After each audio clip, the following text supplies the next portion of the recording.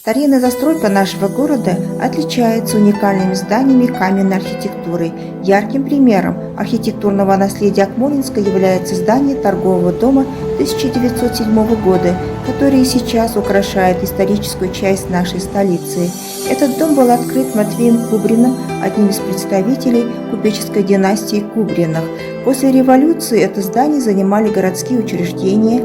Со временем зданию вернули первоначальное назначение.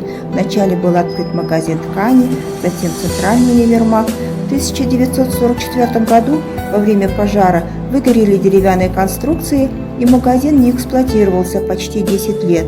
После восстановления здания был открыт магазин хлебобулочных изделий. В народе его прозвали Горелым из-за пожара, и так долго его называли.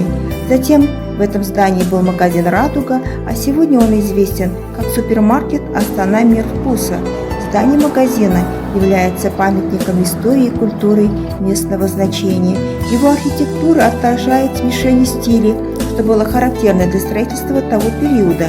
Колоритное здание притягивает к себе внимание необычной зодческой стилистикой. Оно выполнено в традиции петербургской архитектурной школы, отличается своеобразием ярко выраженных декоративных элементов. Украшением главного входа стал четырехгранный купол. Выразительность зданию придают профилированный карниз и атики на фасадах, и они, как архитектурное завершение, подчеркивают уникальность здания. Если архитектура – это музыка, застывшая в камне, как говорил великий Иоганн Гёте, то тогда каждый дом – это отдельное произведение искусства. Один воплощает собой шопеновскую прелюдию, а другой – лунную сонату Бетховена.